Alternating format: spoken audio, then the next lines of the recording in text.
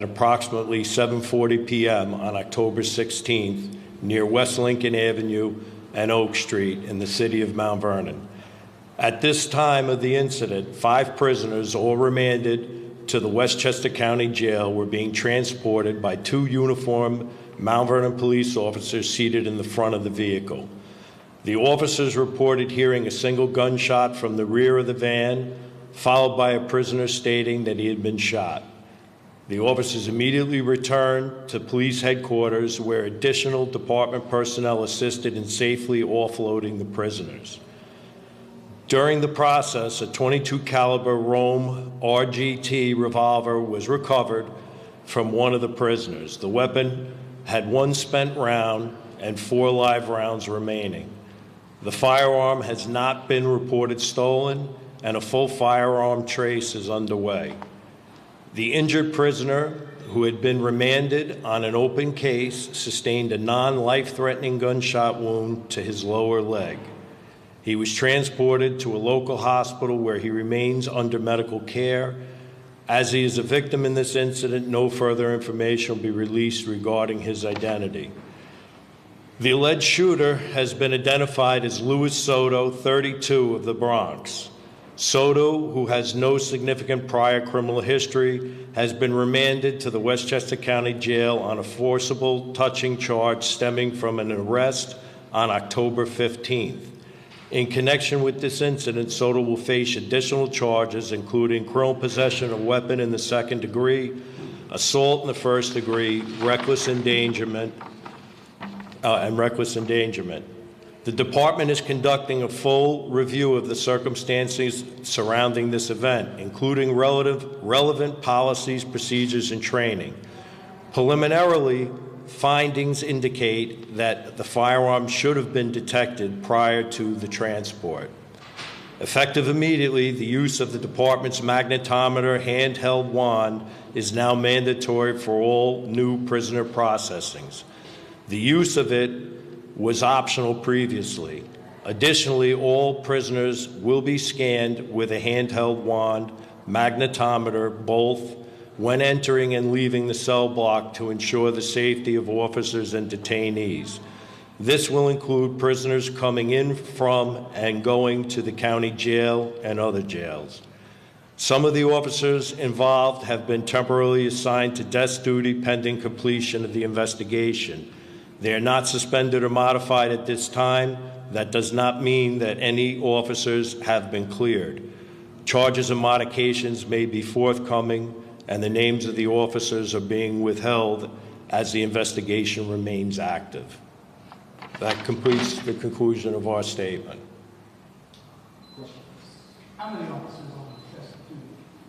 Right now we have 2. Are they the officers who are That could change. Are they the officers in the van, or was somebody else responsible for searching the prison? There's 1 officer that was in the van and 1 officer that had a different responsibility. Did you find any additional contraband on Mr. Soto? We're not going to discuss that at this time. Did he hide the gun in his underwear? That's under investigation. We'll be forthcoming with more information as that information makes itself available to us. Did your search policies change after the interaction with the DOJ that was announced in 2024? Our search policies, yes, changed. Our strip search policy changed. Can you describe those changes? That's previous to that. In what way, in which case, the gun might have been detected before under the old policy? Say that In what way have they changed? In other words, would the gun have been detected more likely under the old policy? I'm not going to speculate on that at this point. What about in what way the policy changed? Deputy Chief? You're asking about the policy change. The old policy and the new policy should have gone and caught the gun.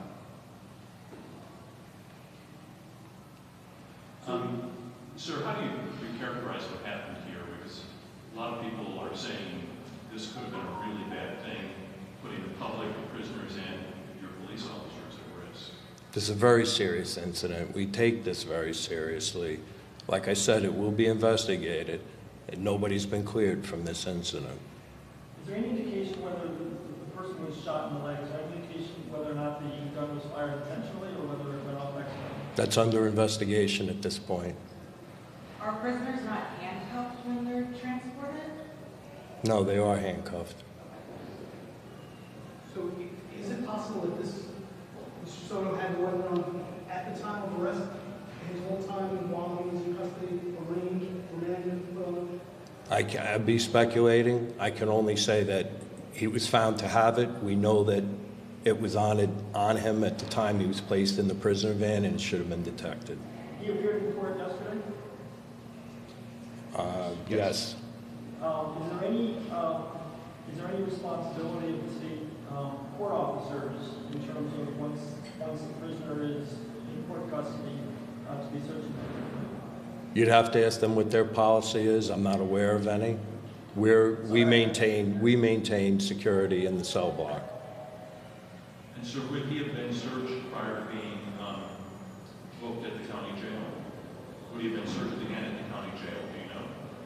You'd have to clarify that with them, but yes, he should have been. Was the correct procedure followed? In other words, a gunshot went off in the van.